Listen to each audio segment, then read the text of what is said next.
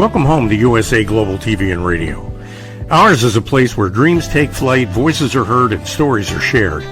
This is where cultures meet, connections are formed, and ideas are transformed into action. This is your destination for authentic storytelling, diverse perspectives, and meaningful conversations. We're where global stories unite and bridges are built beyond all borders. Discover our world of education, entertainment, hope, and inspiration. Together, we're building bridges worldwide. Subscribe to our USA Global TV channel and download our USA Global TV app. Be our guest or join our team. Visit usaglobaltv.com. With heartfelt thanks to our executive producer, Dr. Jacalyn Kerbeck, music scored by Yifei Tang from Cloud Road Music, creative direction by Paul Garcia, and I'm Al Cini, and I'm very proud to be part of the USA Global TV and Radio family. So join us here at USA Global TV and Radio. Make us your home for global connection. All rights reserved. This video and its contents are the exclusive property of USA Global TV and Radio. Unauthorized use, duplication, or redistribution in any form is strictly prohibited. Thank you for being a part of our global community. Let's inspire together. Hello, everybody. Welcome to You as a Whole, Body, Mind, and Soul. Justin McMahon here. Let me straighten things out. Camera's a little off. There we go. It's great to have everybody here. Another Monday. Unbelievable how fast it comes. So today we're going to talk about the balance between self-interest and charity. And that's not always easy. It is difficult. And I think for me, trying to figure out that balance has been pretty tough. And if I err, I definitely err on the side of giving too much. And as much as that might seem like, wow, that's really great, in a lot of ways it isn't, because what I'm giving away sometimes could be things that I could give to my children or family. And maybe I don't think about that all the time when I'm doing it. So I'm trying to be more cognizant of that. I wish that I was a multimillionaire and could give to everything. That'd be fun. It would be something that would make me happy. And it's not all altruistic. A lot of people might say, well, isn't that wonderful that you're going to go out and you want to give as much as you can? Isn't that great? And it is, but it's not all altruistic. There is a selfish component of it. I think most people who like to give enjoy the feeling they get when they give. So, it's not like he or she is a saint because they give. He or she enjoys giving, and that's part of the fun. Now, not everybody thinks that way, of course, but a lot do. And I have a story that's firsthand of something that I'm trying to get over, something that frustrates me, but I can't let it frustrate me. I have to kind of sit back and just let it go. And that is, I heard a story from a friend about two friends of his, and they were out at lunch together. They went to a restaurant, met up, close friends. I mean, they grew up together. And one of the guys is a multimillionaire. And I'm not talking about 2, 3, 4 million. I'm talking about hundreds of millions, not a little bit. Probably not a billionaire, but certainly well over 100 million. And the other guy, his friend, who he went to lunch with, is struggling. And he doesn't have a whole lot of money. And during the conversation, I know they spoke about things like family and how am I going to get my kids through school? My business is not doing well. And all the things that go on with it. The bills are piling up. I haven't been able to get ahead of things. And the friend who has so much, I just don't understand how he didn't say, don't worry about it, I got you. Now, I'm not saying you go out and you throw money around to everybody on the street. I just don't get how, if you have so much that you can't even begin to spend, how you don't just fork it over to a friend or family, in this case, a close friend, when what would 5 million be to somebody who's got, let's just go conservative, 250 million? If you give away 2 million, I mean, what's going to hurt you? It would be like normal people donating $20 to a cause. I just don't get it. I don't understand. And I know that some people will say, well, this is not a world of handouts. This is not a world where you get something for nothing. You have to work for what you get. And I get it. There is that. And it's important to work and get what you can get and we all try to do it, try to build as much capital as we can, as much wealth as we can.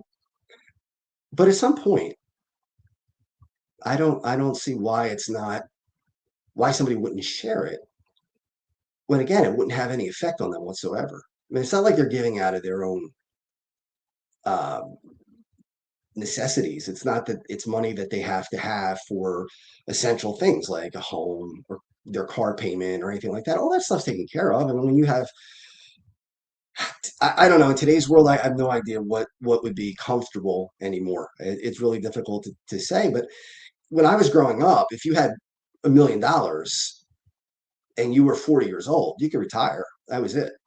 You were good. You were set for life, unless you went crazy and spent it all. Now, today, I don't know, 2 million, 2.5 to be able to retire at 40 if you um, and not have to worry about work. Obviously, at 40 years old, you're not going to retire and just sit around, but you would do what you wanted to do. You'd be able to go out and, for me, I would probably just teach. I would teach as a sub and just go to school. And when I wanted to, if I didn't want to, I wouldn't take a job that day. And if I wanted to, I'd go. But getting back to the story, I, I put myself in the position of both people. And I asked myself, if I was the one who had that kind of wealth, how long would it take me to decide to pay off my friend's mortgage, to give him money to retire, and these guys are my age. They're both in their 50s, early 50s. It wouldn't take me long at all. In fact, I wouldn't even have to have the conversation. As soon as, to me, every friend that I have, if I had hundreds of millions of dollars, would be taken care of. There would be no worry about, well, what have they given me over time? It doesn't matter, because you can do it. Now, again, I'm not saying be crazy and throw away hundreds of millions of dollars, but let's say you have what, 25, 30 close friends, and you have another 50 family members. Okay. So what's that? 40 some people, maybe? Let's say 50 people. To give them $1 million a piece, it's 50 million, a lot of money. But if you have hundreds of millions, it's not that much. It's really not that much. Not to put a dent in it, especially if you're making more money every year, too. I mean, it's not like somebody in that position has $100 million or $200 million or $300 million, and that's it. They don't make any money. Of course, you invest it, you're making the interest alone would keep piling up. You'd have money that you could never spend if you wanted to. Now, again, I put myself in the position of the person who's got the money, and I know it'd be a no-brainer. I wouldn't even have to think about it. And then I put myself in the position of the person struggling. And I can't help but wonder how you could sit there and discuss what you're going through as far as difficulties. And your friend is saying, yeah, it's really tough. It's really hard. I hope it works out for you. And you know that they could reach into their couch money, coins that fall on the couch, and probably get you out of trouble if you're behind on your bills or whatever. What does it take? I just don't get it. I don't get it. And like I said, I err on the other side. I probably give away more than I should. How do you strike the balance? Where is the balance? What I give is out of what I need. I'm not wealthy. I don't have tons of money. So if I give money, it's coming out of money that I could use for gas or bills, or put it towards my children's education. put it towards rent, whatever it might be. But still, I want to give a little bit at least. Now, the other side of it is, as I said earlier, how much do you give without taking away from your own family? If I give away $5,000, let's say, how do I look at my kids and say, oh, you know what? I don't have enough money to let you do this or let you do that. Maybe they want to play on a particular sports team. Some of these sports teams now to join a club or whatever, you're talking like $5,000 a year or more. Travel teams and things like that. I mean, I don't know what happened from when I was a kid. My parents probably paid $200-300 a year, period, for us to play sports. And now just to join a team can be 6,000, 7,000, 8,000. Then you tack on travel if they go to Florida, California, wherever they go. And then you have the travel expenses, then you have the hotel, you have the food, equipment. You're getting close to $10,000-15,000. That's one kid. If you got multiple kids, if you have two kids, now you're 20,000-30,000 in. So if you're in that position, can you give away $5,000? And it might be to a great cause. You might say, oh man, this is, you see those commercials with the kids who are cancer patients. And yeah, I mean, you love to give as much as possible, but there's got to be a limit somewhere. There's got to be a cutoff where you say, look, I just don't have it anymore. I can't do it. I just don't have it. And that's hard because we all, at least most of us, want to give as much as possible and help as many people as possible. I have a dream that it probably won't come true, and that's unfortunate, but it is what it is. I want friends. I want to go out to lunch with friends, and I want to just casually talk to them about things and say, what's your favorite car? And they tell me their favorite car. And then maybe a month later, after they forget about it, buy that car, drive to their house, and when they come out, they look at it and they look, oh wow, that's the same car that I want. That's a really beautiful car. Congratulations. And you throw them the keys. So there you go. It's your car. Yeah, I got that idea when I was in college. I was in journalism, and the editors who were juniors, I was a sophomore, they interviewed us and asked us questions about how, if you wanted to be an editor, how would you handle things and this and that. I was the sports editor, I was co-sports editor with a friend of mine, Stephanie Caldwell Boone. Stephanie was great. We really had a great time. But anyway, when we were being interviewed, one of the questions at the end was, what's your favorite kind of candy? And we had no idea why that question was there. It was kind of weird because the questions that were coming up were things about journalism. What would you do if the paper was, let's say somebody missed their deadline and you had to fill in some space? What would you do? And of course, the answer is you would um, write a story yourself, or you'd have a story and you would add to it, or even subtract from it. Sometimes you'd have to make room. So we went through all these questions. It probably was an hour interview. And then again, at the end, they said, what's your favorite kind of candy? And whatever I said at the time, I don't remember. But when we got the job, Stephanie and I, they gave us that candy. And that was why they asked. Because when we got the job, as a congratulations, they gave us the candy. And that was really cool. So I got that idea from that. I thought, oh, wouldn't that be cool if you had a friend who really wanted something bad, like a car, and then you buy it, and when they look at it and say, wow, that's wonderful, congratulations, then you just throw them the keys and say, here you go, it's yours. Now again, that might sound like, who are you doing it for? Are you doing it for them, or are you doing it for you? Why can't it be both? What's the problem if it's both? Does it have to be 100% altruistic, or does it count even if you get a kick out of it, if you enjoy it? I don't see what the problem would be. Now, this is a famous person. I'm not going to say their name because I don't want to. It's not my place to. I don't want to say out them, but to be critical, I guess.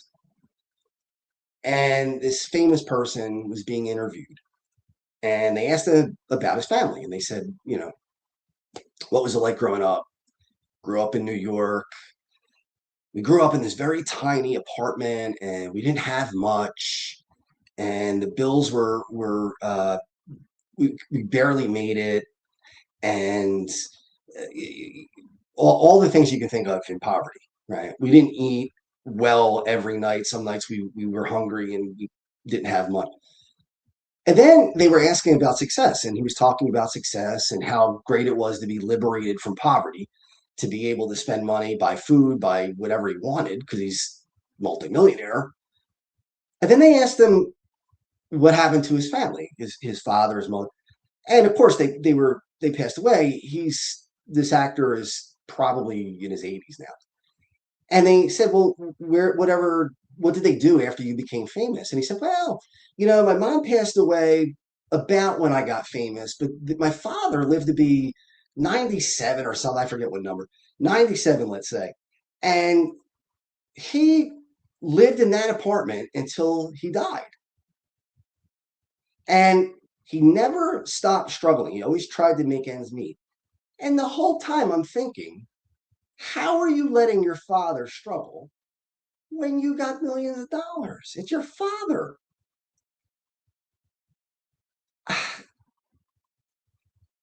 I need it explained to me somehow. I really do. I don't understand it. It's your own father. Yeah, and to talk about it as a matter of factly, oh yeah, he struggled up until the day he died. I visited. Yeah, all right, fork over some money and help him get out of poverty. Move him into a house, get an in-law suite, whatever it takes, but buy him a house. I don't know. It's frustrating. The other part of it is I got to find a way not to let it be frustrating, not to let it bother me that there are people that I know who won't give. They just don't have it in them or just don't think about it. Maybe that's it. Maybe they just don't think about it. It just doesn't cross their mind. Yeah, maybe that's the case with those two people I was talking about. Maybe the rich guy might say, well, you know, everybody's got their own thing to worry about. I got mine. He's got his. Maybe that's okay. I don't know.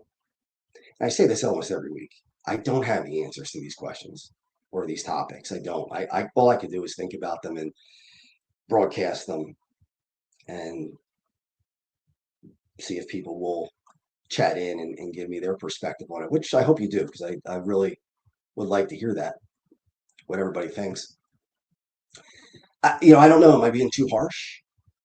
Am I holding up people up to a standard that I shouldn't be? Is it okay for me to hold people up to a standard that I think I should hold myself up to? Maybe not. Maybe that's my own decision, my own choice. What I want to do is not necessarily what everybody else wants to do. But it's frustrating.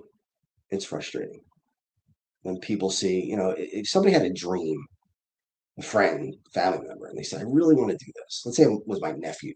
He's a great cook, young guy, 15, and he wants to open up a restaurant. Now, if I have $100 million or more, even if I had less, if I had $10 million, and he said, Uncle Justin, I want to open up a restaurant. Can you lend me some money? Number one, I wouldn't lend it to him. I'd give it to him. And number two, I'd say, well, how much you want? And as long as it's within something I can afford, yeah. And Uncle Justin, it's going to cost me $1 million. So I'll give him $1 million. I got 10 million, I got 20 million, I got 50 million, whatever it is. What am I going to do with it? What happens to it when you get older and it's in your bank account? Does it go with you? Nope. Is anybody going to be on an altar or at your funeral or at a gravesite and say, boy, he really had a lot of money. He had a ton of money. When he died, his bank account had more zeros than you could even think about. It was almost infinite. Nobody's going to care. You're not going to care. You're going to be gone. But what if people said, he changed my life or she changed my life? I was down and out. and he or she forked over the money to get me out of a hole. Or I wanted to start that business. I didn't have the capital to do it. And he or she believed in me and gave me the money to do it. I personally, I would rather people say that when I'm gone because that's legacy. And again, you might say, well, that's selfish because you just want a legacy. Okay, fine. Let it be selfish, but does it really matter? Does the end justify the means? I think so. If I get pleasure out of it, if the thought of me having a legacy where people say, wow, he was really generous and he helped me achieve things, my dream, whatever, I'm okay with that. In fact, I'm more than okay with that. I'd be happy about that. That make this all worthwhile. Now, I'm not suggesting that all of us are in the position to do that, and I'm not. I'm not in the position to be able to do that. But if I was, I don't even have any question about it. I don't, how many people, and look, it's their own money, so they can do whatever they want, but buy a $2 million car. I mean, I get buying a $150,000 car, but 2 million? Unless it's an antique or something that you want that's, if you're a car person and you want a Model T that happens to still be around and you buy that, I get that. That I get. But a $2 million car to drive around in, first of all, I'd be scared to death to drive it because I wouldn't want it to get dinged. I forget what actor it was, a comedian, Tracy Morgan. Tracy Morgan bought a car that was $2 million. I don't know if it was a Bugatti or whatever it was. And driving home from the dealership, the car got hit. I can't even imagine what that must feel like. You just bought a $2 million car and now it's dented. Now, nobody's happy when their car gets hit, but if you just drop $2 million on it, that's a little painful. But what kind of joy could that car give you that a really nice car couldn't? I don't know. No, I don't see it. Same thing with food and drinks. Like you see alcohol. What is it, Louis VIII, I think, $16,000 a bottle or whatever it is. Incredible amount of money for a drink. I would bet that most people wouldn't know the difference between an $18,000 bottle of scotch and a $250 bottle of scotch. I really don't. I don't think most people could. Now, if you're a connoisseur and that's what you do, maybe. But most people would never be able to tell.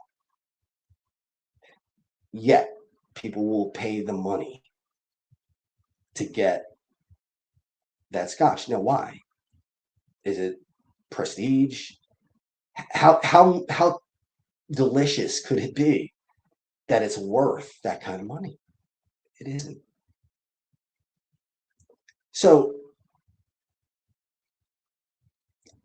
I can't tell people how to do things. I can't tell people you should do this, you should do that. You got to decide that. I can't make that decision for you.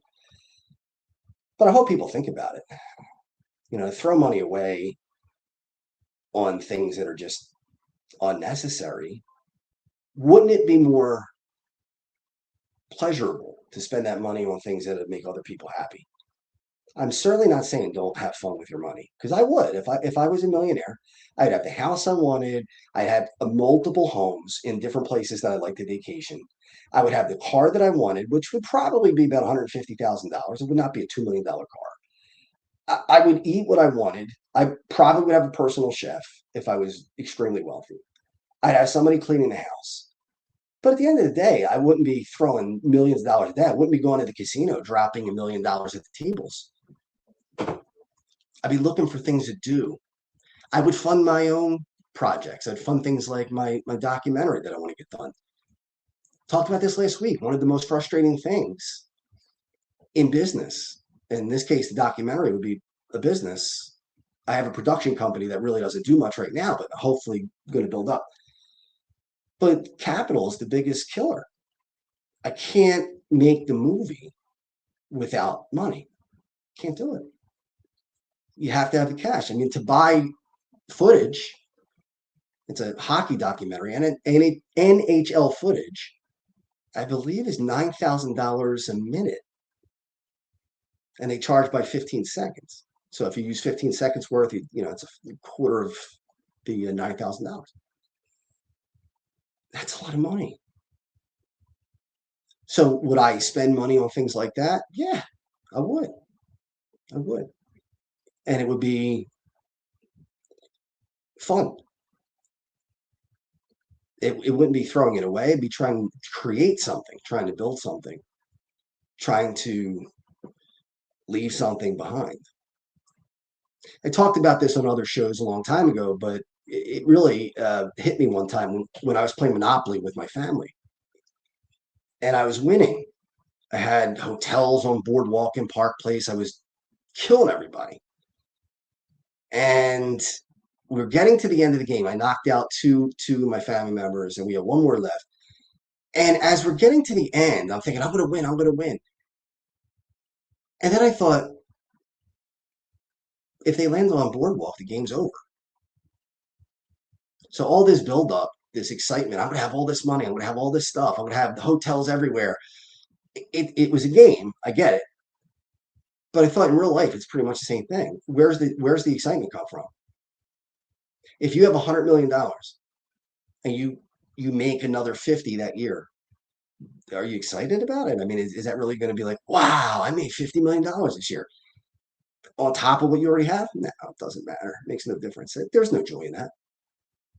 Maybe for some people there is. Maybe they just want to pile it up, and it makes them happy to see that those numbers in an account. Maybe they want to try to become the richest person their family has ever had. Maybe they want to be one of the richest people in the world. I don't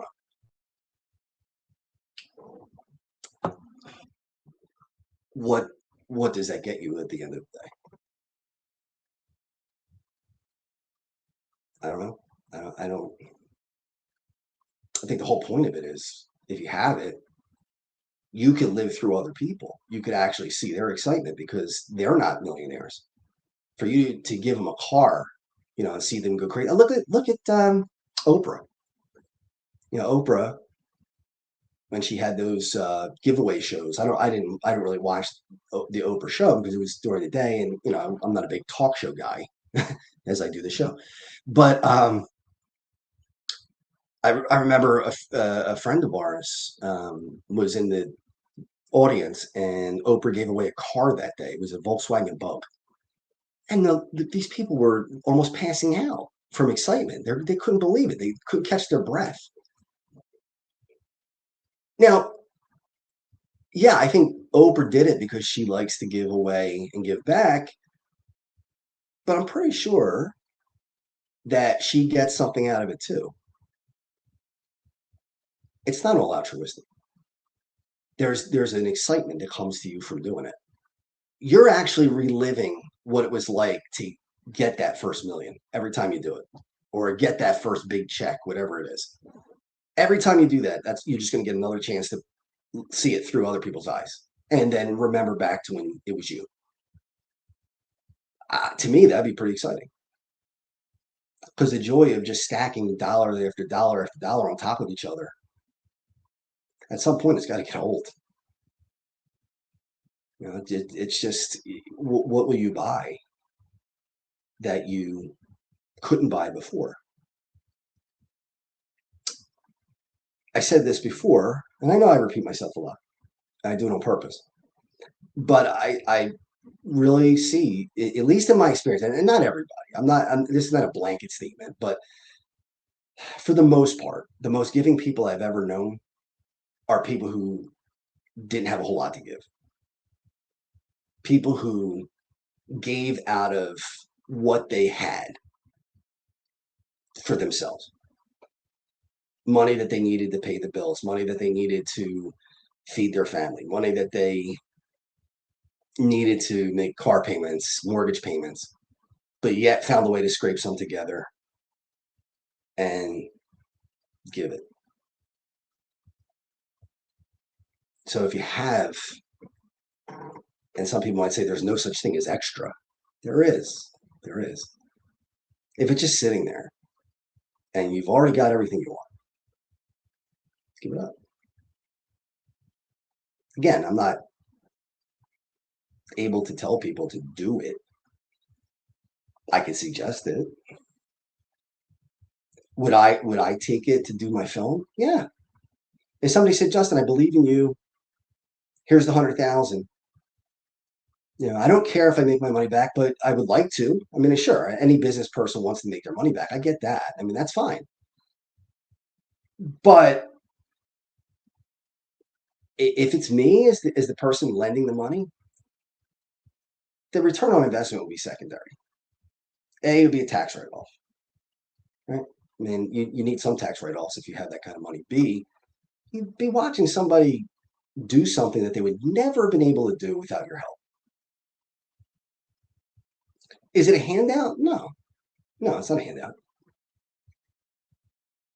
It's sharing what you have because you're lucky enough to have it. I know people will say that they work hard for it, and I know they do. But luck plays a role. You didn't get sick and miss work. You didn't have a family member who got sick, a child maybe. You didn't. Maybe you started out with some money. Maybe your family knew the right people. Could be a million different things. Now, I said this before as well. Nobody's self-made. I don't care if you started with not much money at all and you built something. You're not self-made because two people had to make you, first of all.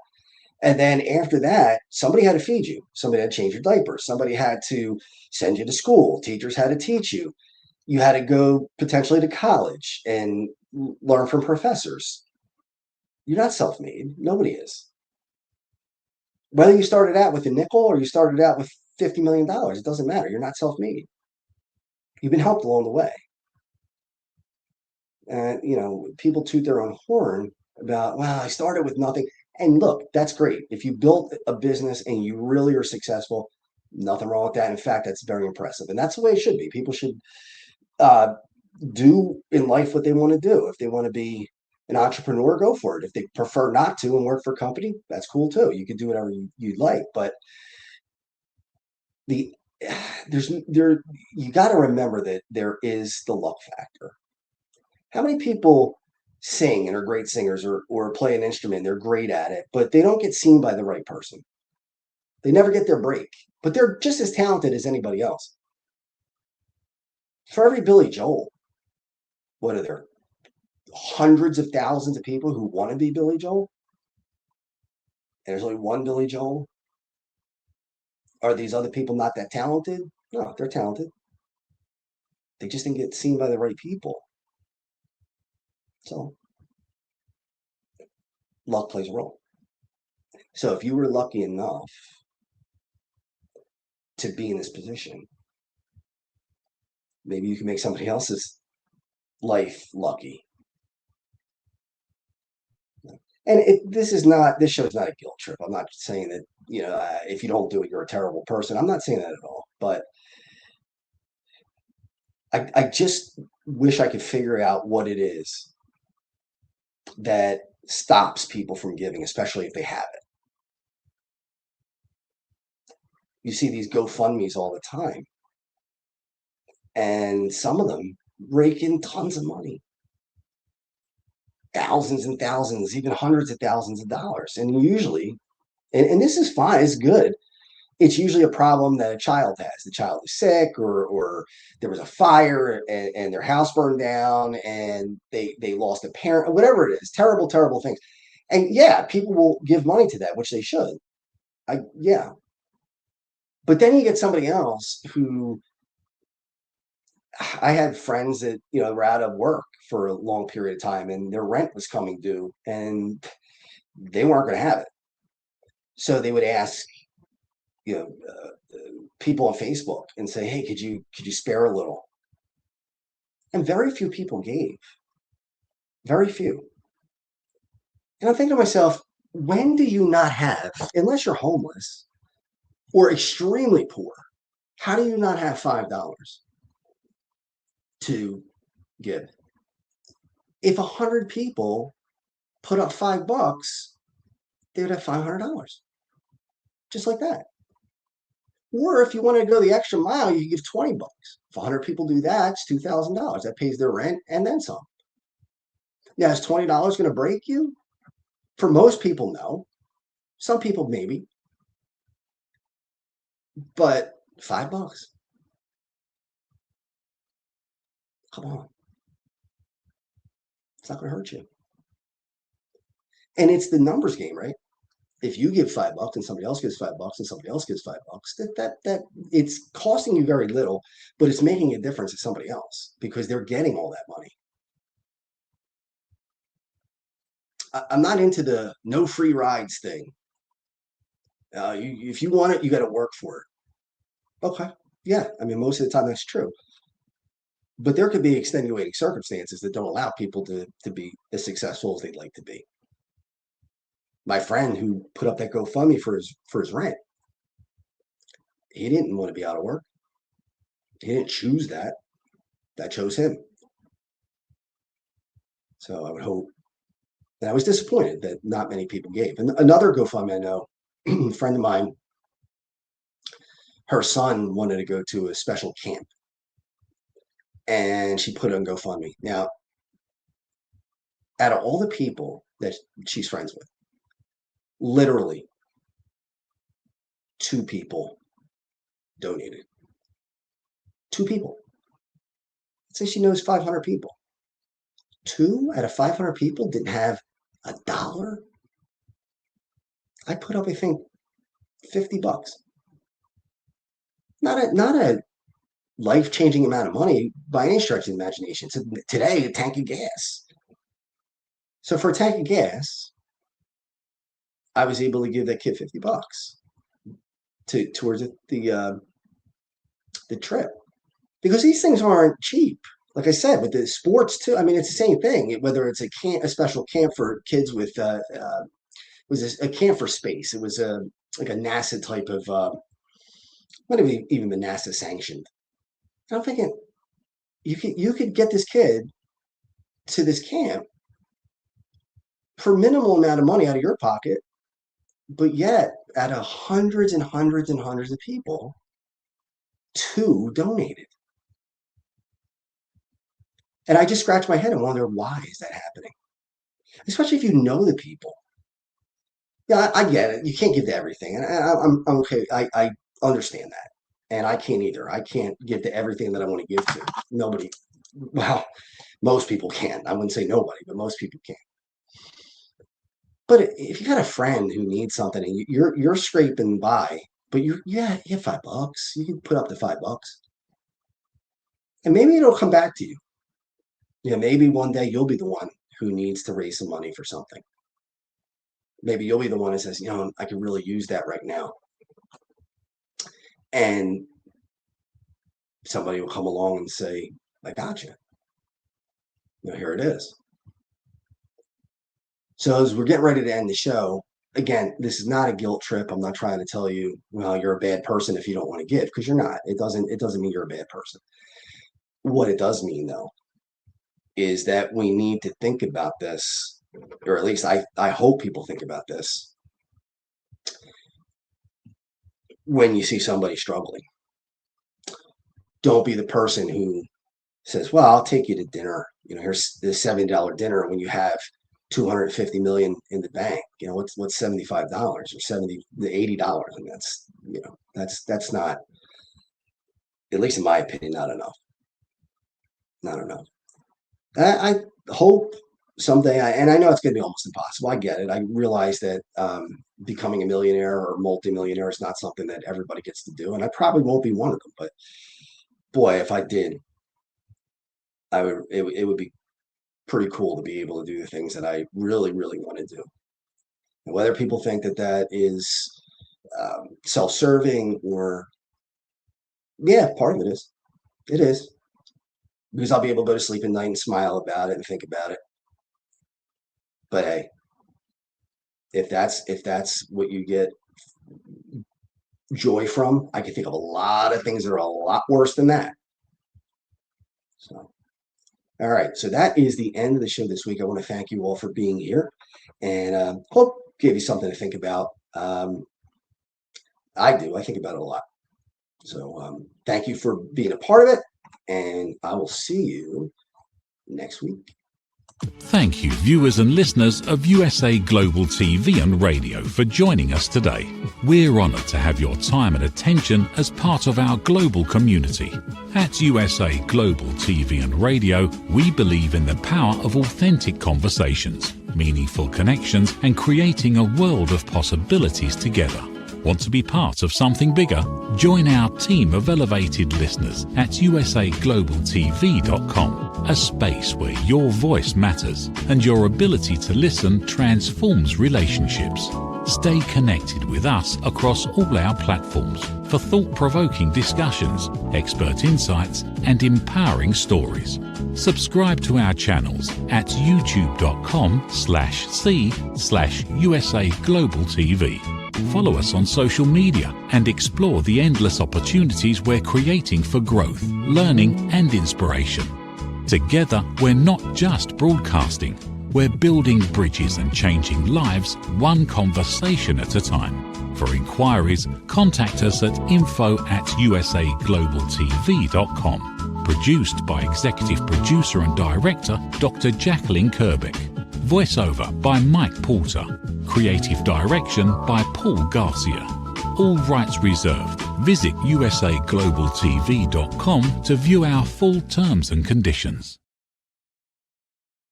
USA Global TV and Radio proudly presents Tracy Cram Perkins, a dementia caregiving survivor teaching how to balance care with peace of mind. #1 resource for dementia caregivers. It's the book Dementia Home Care: How to Prepare Before, During, and After. Over 17,000 copies sold of this must-have guide. And now a testimonial from Tracy Smith. If I was to describe this book to someone who is going through a similar situation, I would underscore how important it is to have some sort of a tool or a guidebook to help you through certain stages. And there's so many, it's such an unknown topic to the average person. And to have this as a reference is essential. It's going to help you get through it personally, as well as help your loved one manage. To learn more, go to tracycramperkins.com. Tracy Cram Perkins is an award-winning author. She's also the host of Dementia Home Care television show. Watch it here on USA Global TV and Radio.